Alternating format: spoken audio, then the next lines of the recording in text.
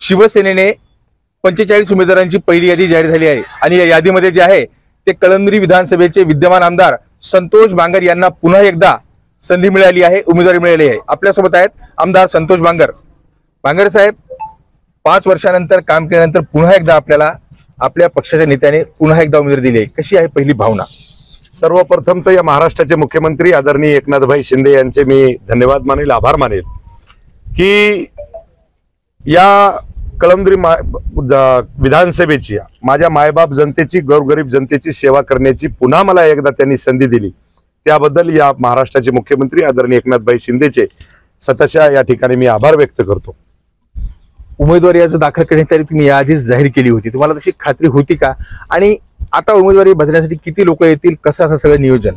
मला माझ्या नेत्यावरती ठाम विश्वास होता, माझ्या कामाच्या ताकदीवरती, माझ्या कामाच्या पावतीवरती मला विश्वास होता आणि त्या विश्वासानेच तुम्हाला सांगतो की मी माझा उमेदवारी अर्ज हा 24 तारखेला डिक्लेअर केलता। उमेदवारी तर माझी रात्री फायनल झाली, पण सन्माननीय एकनाथभाई शिंदे हे तुम्हाला सांगतो सर्वसामान्यामध्ये राहणारा माणूस आहे आणि त्या व्यक्तीला माहित आहे की कळमनुरीमध्येची परिस्थिती काय आहे। कळमनुरीमध्ये 100% माझ्या राजा छत्रपती शिवरायांचा करकरीत भगवा, माझ्या सरसेनापती बाळासाहेब ठाकरे यांचा विश्वास आणि भगवा या ठिकाणी आपल्या या कळमनुरी मतदारसंघावरती फडकवणार आहोत। उद्या जर तुम्ही बघितलं तर सर्वसामान्य माझी मायबाप जनता, शेतकरी, व्यापारी, माझे बालगोपाल सुद्धा की आम्ही आमच्या काकाचा, आम्ही आमच्या मामाचा फॉर्म भरण्यासाठी या ठिकाणी कळमनुरी तहसीलवरती येणार आहोत। स्वतःच्या खर्चातून, स्वतःच्या म्हणजे अंतकरणातून माझ्या माता बहिणी सुद्धा गावागावातून मला फोन करतात की दादा आम्ही तुमचा फॉर्म भरण्यासाठी येणार आहोत। आमचा चिमुकला मुलगा, चिमुकले लेकरं बारीक बारीक ते सुद्धा मला म्हणतात की मामा आम्ही तुमचा फॉर्म भरण्यासाठी येणार आहोत।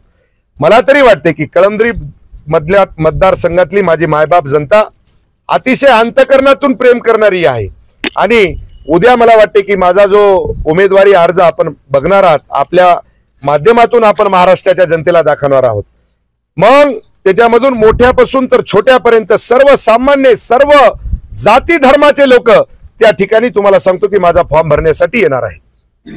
मागील 5 वर्षामध्ये अनेक विकासाची कामं तुम्ही केली असतील, अनेकदा लोकांना मदतीचे व्हिडिओ व्हायरल झाले, परंतु त्याचबरोबर आपल्यावर विरोधकांकडून मोठ्या प्रमाणात वेगवेगळ्या प्रकारचे आरोप देखील झाले आहेत, कसं बघता सगळ्या यासाठी? मला वाटतं की विरोधकांनी काय बोलायचं तर ते त्यांचा प्रश्न असतो आणि जे काही बोलत असतील ते मला वाटते की हा संतोष बांगर त्यांच्याकडे लक्ष देणारा नाही।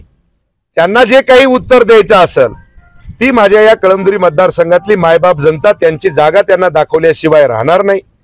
राहिला विषय तुम्हाला सांगतो की विकासाचा, तर या कळमनुरी मतदारसंघातली जनता ही सुजाण आहे, हुशार आहे, यांना सांगण्याची आवश्यकता नाही की आतापर्यंत या कळमनुरी मतदारसंघातला विकास हा कोणी केलाय, या कळमनुरी मतदारसंघातला चेहरा मोहरा हा कोणी बदलून टाकलाय। मला वाटते ही जनता त्यांना येणाऱ्या मतदान रूपी त्यांना दाखवल्याशिवाय राहणार नाही। आपली उमेदवारी जाहीर झाली, आपली तयारी सुद्धा तशी आहे, सगळी प्रचाराची तयारी केली आहे। उभाटा गटाकडून जवळपास 5 जण तयारी करत आहेत, सर्वांनी मोड बांधली आहे आपल्या विरोधामध्ये।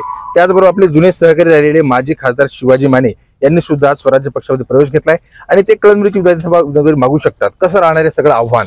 मला असं वाटते की ज्याला त्याला कुणाला कोणी उमेदवारी भेटत असेल त्याचं स्वागतच आपण केलं पाहिजे आणि निवडणूक लढवताना तुम्हाला सांगतो कोण विरोधक आणि कोण, आपण आपल्या कामाच्या ताकदीवरती आपण आपल्या मतदारांना तुम्हाला सांगतो की मतदान मागितलं पाहिजे। राहिला विषय कोण विरोधक आहेत आणि कोण आमच्या समोर आहे हे आव्हान मी स्वीकारल्यापेक्षा माझ्या या कळमनुरी मतदारसंघातली माझी मायबाप जनता यांनीच हे तुम्हाला सांगतो की स्वीकारले, यांनीच हातामध्ये घेतलेले की निवडणूक ही आमची आहे, उमेदवार हा आमचा आहे, निशाणी ही आमची आहे। त्यामुळे संतोष बांगरला एक तीळ मात्र सुद्धा शंका नाही। मला तरी वाटते गेल्या वेळेस आम्ही 18,500 मतांनी निवडून आलतो। याच कळमनुरी मतदारसंघातल्या मायबाप जनतेला आता सुद्धा तुम्हाला सांगतो की त्यांच्याच मनगटाच्या, त्यांच्या आशीर्वादाच्या जोरावरती या कळमनुरी मतदारसंघामध्ये किमान 50,000च्या फरकाने माझ्या सरसेनापती बाळासाहेब ठाकरे, छत्रपती शिवरायांचा भगवा हा फडकल्याशिवाय राहणार नाही। नक्कीच आपण जर पाहिलं तर आमदार संतोष बांगर यांनी पुन्हा एकदा उमेदवारी मिळाल्याबद्दल आभार तर मानलेच आहेत मुख्यमंत्र्यांचे, परंतु या निवडणुकीमध्ये 50,000हून अधिकची लीड मिळेल असा एक ठाम विश्वास देखील आमदार बांगर यांनी व्यक्त केला आहे. मनीष खरात, न्यूज 18 लोकमत, कळमनुरी, हिंगोली.